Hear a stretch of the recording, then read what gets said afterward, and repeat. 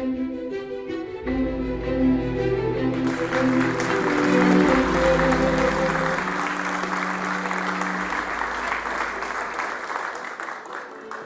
wanted to start with the change in the global energy landscape. It is very fast and also very deep. When we look at the changes happened between 2000 and 2010, it is difficult to believe, but in the 10 years, about half of the growth in global energy consumption came from coal.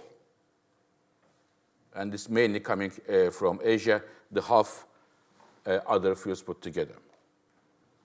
This is a very strong picture, but when we look at the last 6 years, it is the reason I'm saying the picture is changing substantially, we see that renewables and natural gas played a substantial role in the global energy demand growth. I want to start with gas here. Penetration of gas in the United States, Middle East, and China, they were the main drivers that the gas were very strong, the growth. Renewables, also very strong, as a result of declining costs and the government policies, and bulk of those renewables are, in fact, solar and wind, mainly coming from Europe, China, and United States.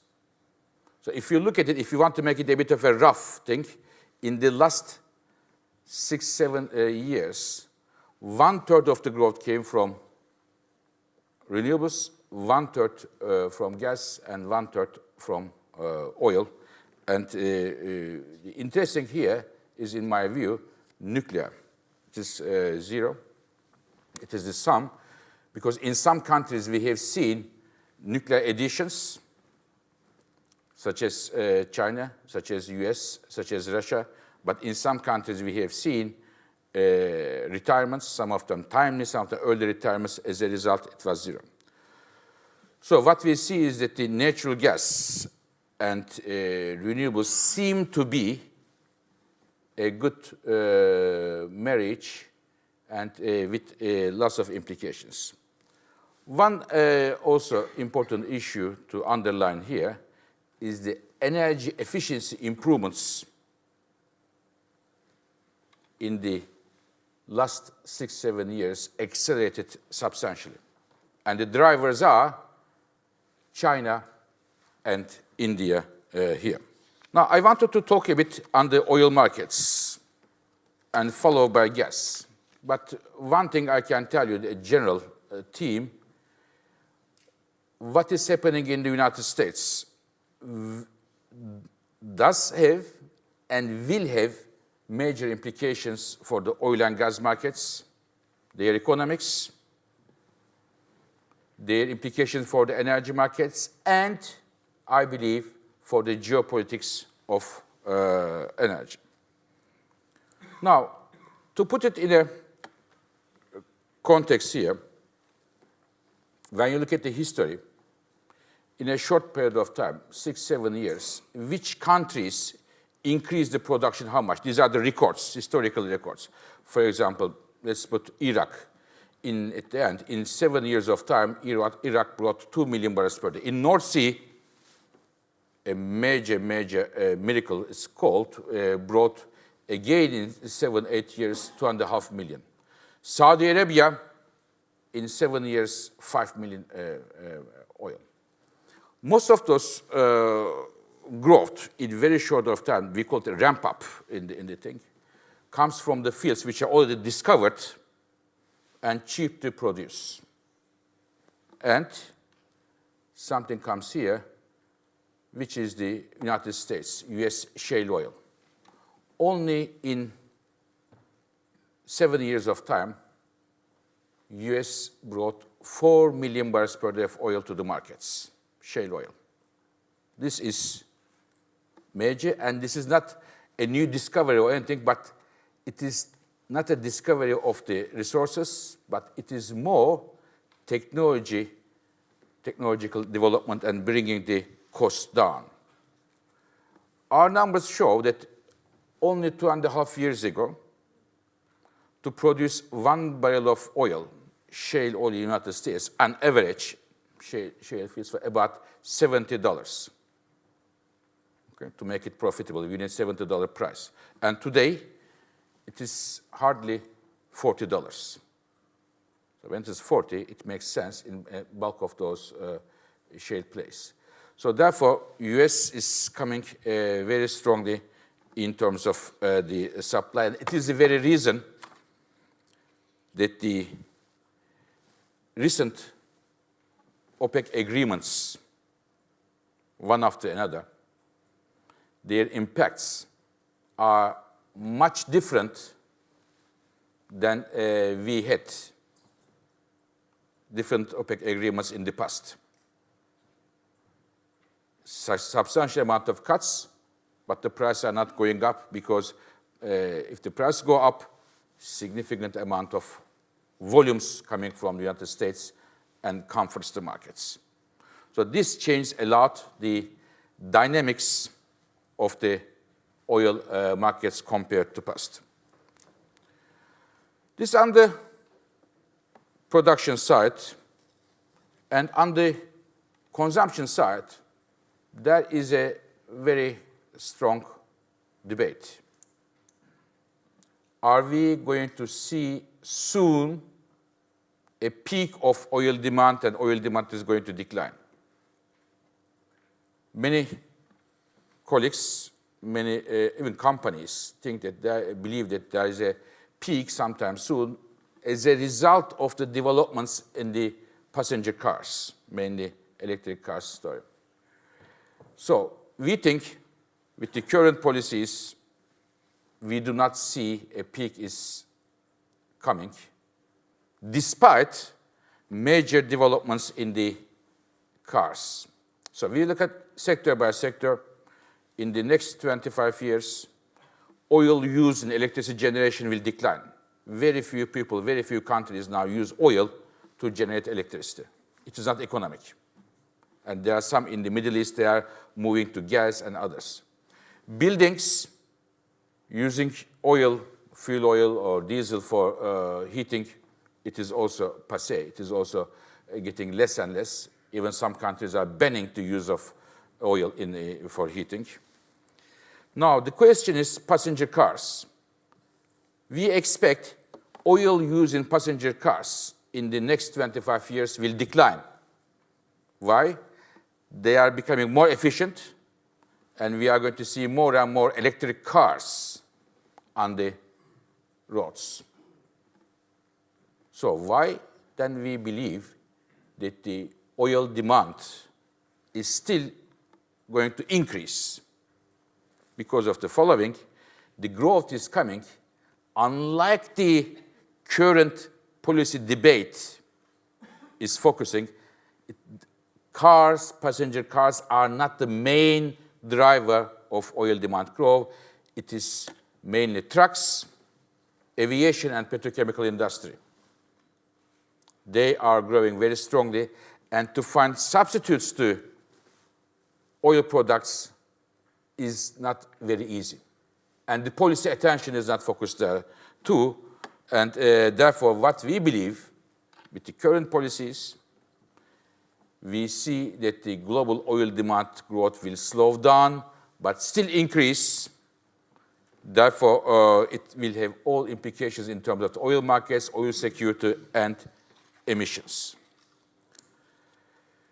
I mentioned to you that yesterday we published a report on trucks. It is very important, and it gets so little attention from governments. For example, we look at it, more than 40 countries in the world have fuel efficiency standards for cars. It is the fuel economy, like it was suggested in 1931 in the Melchett award there, fuel efficiency standards for cars. But only four countries in the world have efficiency standards for trucks. And the oil demand growth in the last 10 years from trucks are exactly equal to those of cars. And in the future, as you see, it will grow even more substantially. In terms of the emissions, very important. Just to put in a context, what we see in our reference scenario only, the coal use related emissions coming, all the coal power plants in the world, plus the coal use in the industry sector, making iron, steel, and other things, all coal use emissions put together in the world are less than the emissions coming from trucks. There is no control, no policy, only 4 countries. So therefore, we think it is very important to look at the trucks as an issue. But we also see that there is a change in the electric cars, even though it will not change the global oil demand picture. What we see is that as a result of the government efforts worldwide and declining cost, year by year, we see electric car sales are booming. Just last year, we have now 2 million cars around the world. They reached 2 million, it's a big record.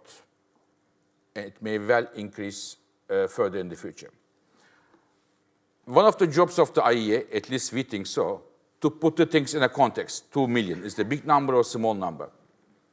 In fact, to grow 40% is a big number 1 year, but 2 million cars are equal to 0.2% of the global car fleet, not even 1%. Why I am saying this is that while it is very important to see the dynamics of the change, it is important to put this in a context as well, that the road we have to go is still very, very long. But of course, electric cars, when they become a mainstream, it will help the air pollution, it will help the reducing the emissions if the power generation comes from low carbon fuels, and they can be a good combination with the renewables as a help as a storage capacity. Now, moving from oil, I want to come to a bit on the natural gas issue. Some of you may remember, I'm sure our previous chair of governing board, Edmund Hosker, would remember. In the 2009, we had the World Energy Outlook, and in the executive summary, there was one line. At the time, the shale gas was not much discussed. We say, a silent revolution is taking place in North America. At that time, we said. And that silent revolution, the gas, became very loud now. US is becoming a major gas exporter, and it changed many things. For example, as you know, gas is traded 2 ways, pipelines and LNG, basically. And when you look at the beginning of this century, about 3/4 of the gas was traded by pipelines. Today, LNG's share is increasing, and we expect LNG will be the dominant way of trading gas. In the next 5 years, only in the next 5 years, there will be 130 BCM, huge amount of new LNG capacity coming from Australia and from the United States. And this is going to change many things. It is already changing, but will change many things. One of them is, for example, in Europe, geopolitics of gas and the competition. Even 1 BCM of US gas was not exported to Europe. the fact that Europe can import LNG makes the hands of the Europeans much stronger vis-à-vis pipeline exporters. If you look at the last years, new contracts made between the major gas exporting country and the European importers, there is a major improvement in terms of the prices. Because pipeline exporters wanted to keep the market share, but they know that if the prices were high, there is a huge LNG idle capacity in Europe today. They may well get LNG. Therefore, it is changing the game substantially. And after US and Australia, and these are all projects which are already sanctioned and they are finishing those under construction, there will be another wave from Canada, Mozambique, Tanzania coming very strongly. So therefore, we think shale gas revolution gives birth to another revolution, which is the LNG revolution, which will change the equation substantially. Now, moving to carbon dioxide emissions on the environmental side. As you know, energy is the most important sector in terms of the climate change because of the bring a lot of emissions. We love energy, but we don't like emissions. So we have no problem with energy, but we have a problem with emissions. But unfortunately, 80% of the emissions come from the energy sector today. Now, when you look at the history, global emissions increased year by year by the increasing economic growth, energy consumption growth. But in the last 3 years, we see that the global emissions are flat. They didn't increase. Some of you might have read, we have announced this sometime in spring. In 2016, for example, it was still not growing. Excellent news. Not the best news, because we want a decline, but excellent news, first of all. It's flat. Although global economy increased more than 3%, which means we can have an economy where we have economic growth, economic activities flourishing, prosperity, but at the same time, emissions are under control. And the interesting thing here is, I say interesting, I could have used another word, is the United States is the country where the big chunk of the emission reductions come from. US is at the forefront of the reduction of the emissions for 2 reasons, mainly. One, again, shale gas replacing coal. Second, renewable energies making major inroads in the US energy system, especially wind and solar. US number 1, followed by China. In China, we had also coal consumption declining once again. Nuclear power, hydropower, solar and wind helped the Chinese emissions also to decline. This is, of course, excellent news, even though, for example, in the case of China, most of those measures,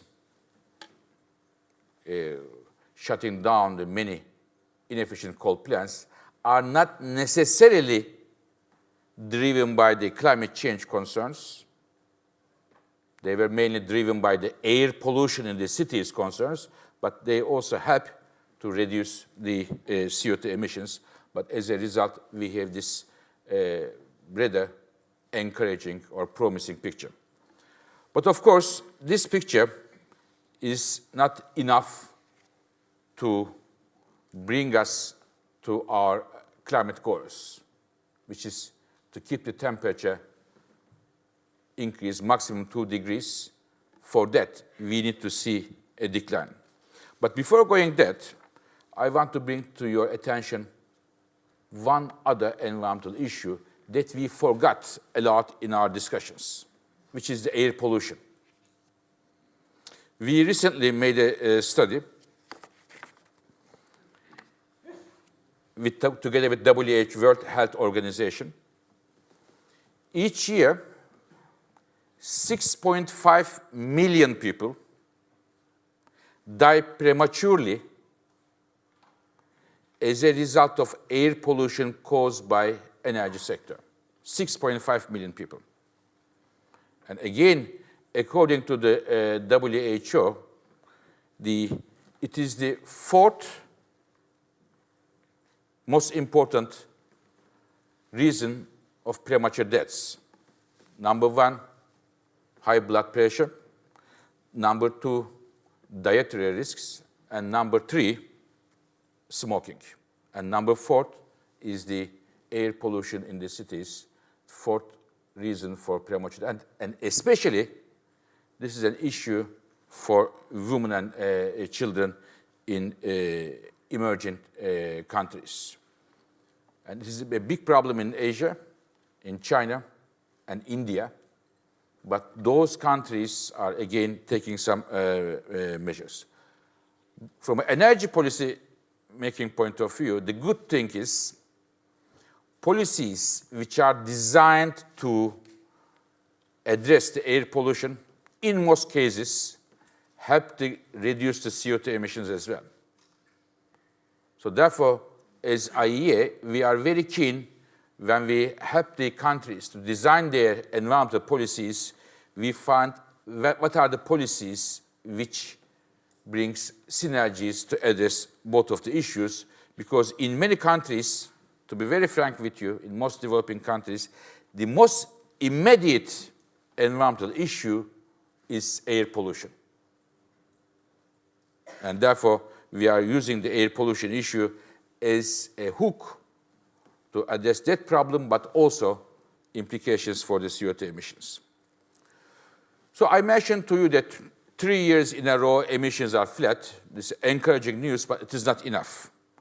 Because if those trends continue, we will still have a temperature increase significantly higher than 2 degrees trajectory. It is about 2.7 to 2.8 degrees. I'm embarrassed to talk next to the scientists like Jim here, but what we see, working with the different scientists, 2.7, 2.8, even those trends would continue. But what we would like to have is at least bring the temperature increase to a 2 degrees level, if not below that.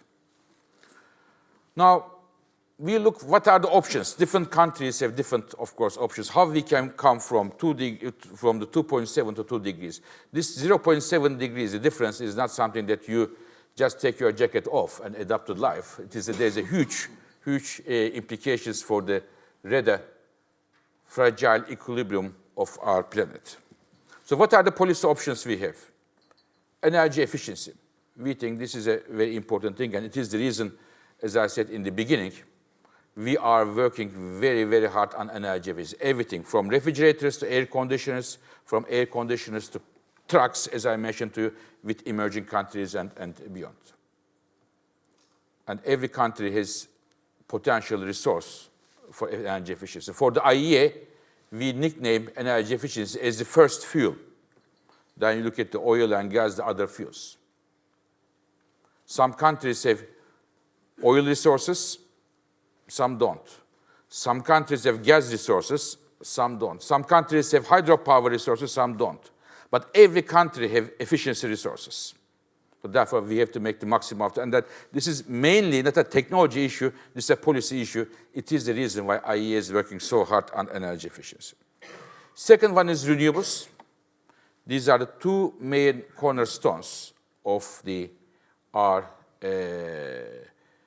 strategy to go from 2.7 to 2 degrees, and there are different technologies, of course, which can be important for different countries. I want to say something on carbon capture and storage in a few minutes, but this is an issue I know, very difficult to discuss in some countries, but the fossil fuels are very stubborn. Some of you may remember, I hope, there was in 1987, there was a Brundtland report. There was a former Norwegian Prime Minister, Mrs. Brundtland. She made a report, and she brought for the first time the concept of sustainable development put together there. And the main issue of the sustainable development was to reduce the share of fossil fuels and increase the share of the clean energy technologies. In 1987, the share of fossil fuels in the global energy mix was 81%. 81 in 1987. And after 30 years today, so much improvements in the technology, countries taking the policies more seriously, technological improvement, international agreements, and so on, that 81% in 1987, that share is today, 2017, it is still 81%. No change. The composition of the fossil fuels changed a bit, but the share of fossil fuels in 30 years didn't change. And therefore, I know that many of us are disappointed, don't have high hopes from CCS, but this technology is something I personally thought could have seen better days as a result of the much stronger interest that some of the fossil fuel companies would have just for their business interests. But this didn't happen. Therefore, it is still is a hope here. And nuclear power, as you know, the position changed from country to country. In China, every year about 20 units are built, but some other countries we see saying goodbye to nuclear power. But the main cornerstones are today definitely efficiency and renewables. You don't need new technologies. With the existing technologies, you can make most of them. For renewables, we are seeing a major growth. Just last year, about 50%, about half of the growth in the new electricity generation came from renewables. Other half, everything else put together. So wind and solar, 50%, coal plus oil plus gas plus nuclear, 50%. Big growth. And especially in the last years, the share of renewables are growing, especially wind and solar, substantially. This is very good news, at least I believe so, but it brings some challenges together.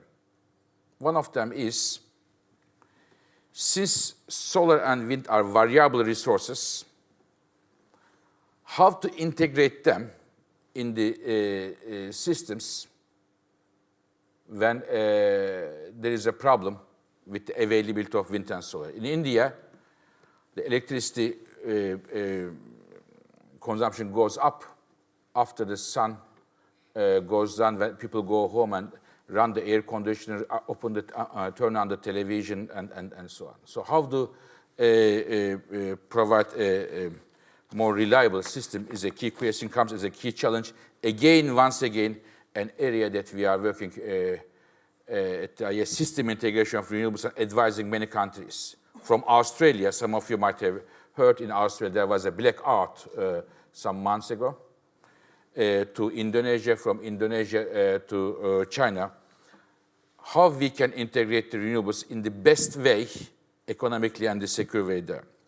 The second challenge with the renewables is that, in my view, we have seen renewables made major inroads in the power system. But power system is not the only area of energy system. You have industry, you have transportation, you have households. The penetration of renewables are very, very weak there. Therefore, while we are very happy with the integration of renewables in the power system and try to improve it through the system integration, there is a need to see renewables much more pronounced in the other parts of our energy use. Now, we have, I mentioned to you to go to 2 degrees requires a lot of efforts and lots of technologies, clean energy technologies to be part of the game. And what we do every year is we look at every technology compared to past year, what happened. Is it good news, bad news, is it progress, on track, off track. When we look at the technologies, we look at about 40 technologies.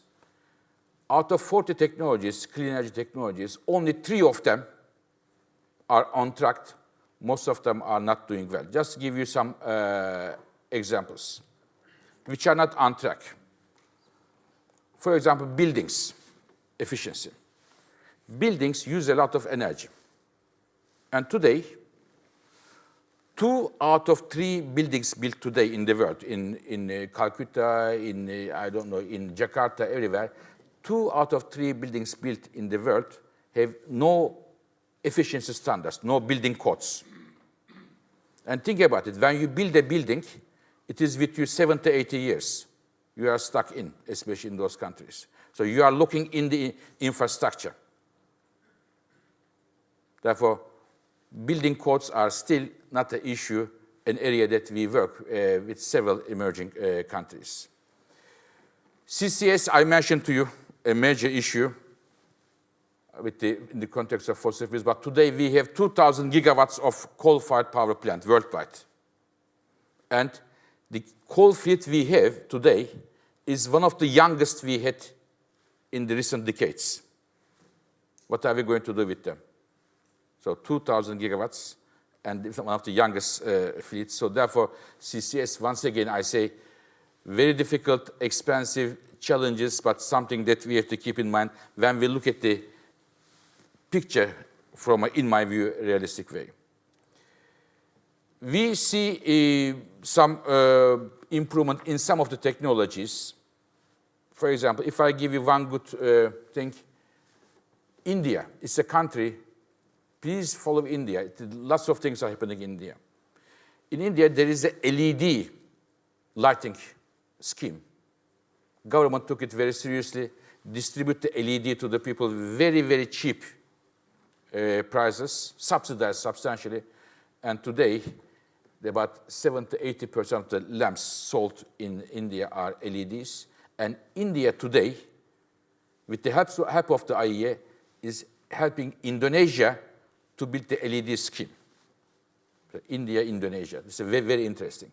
So LED, of course, brings the efficiency substantially up and helps the electricity consumption going down. And in terms of the good news, I mentioned PV and wind, and also I mentioned electric cars are going very strongly. But looking at the general picture, we don't have a major reason to be very hopeful or happy.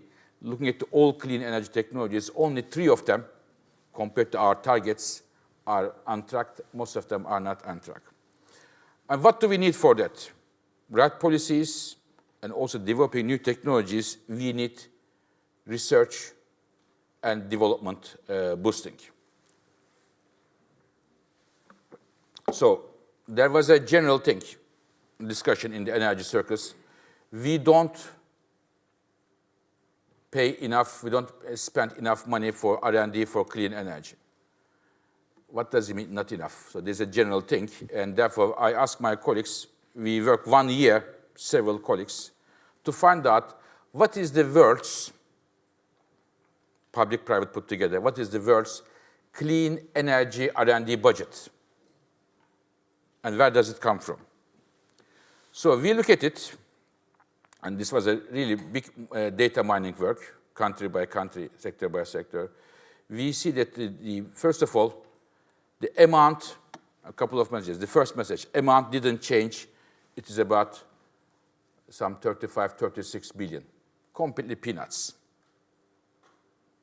Just to give you, put in a context, this is entire world's clean energy R&D spending is less than top 3 IT companies' R&D spending.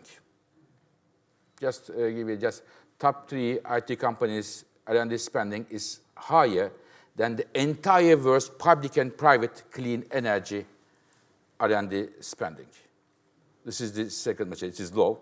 And the third one is the bulk of the, when you look at read the newspapers, go to meetings, I would have thought myself that the bulk of the clean R&D comes from the private sector.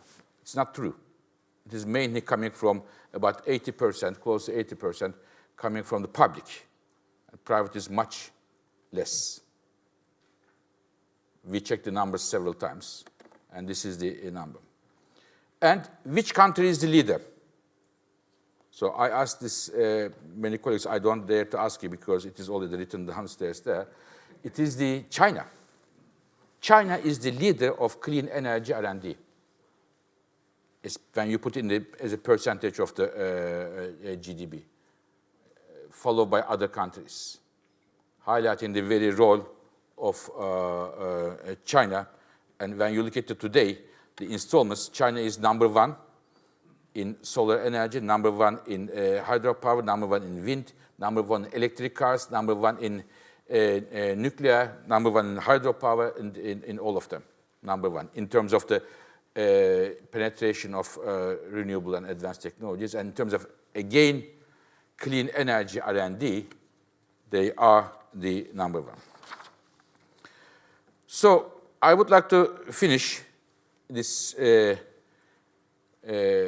remarks by closing and by saying that we think, again, energy security is very important, oil security is very important, and within that, in addition to oil security, the natural gas and electricity sectors also deserve to keep an eye, especially in terms of oil. When you look at it today, television, what's happening in the world, where the bulk of the exports come from, there is a need to put the oil security as an important policy parameter. We think the US shale oil triggers a deep transformation of the oil industry dynamics.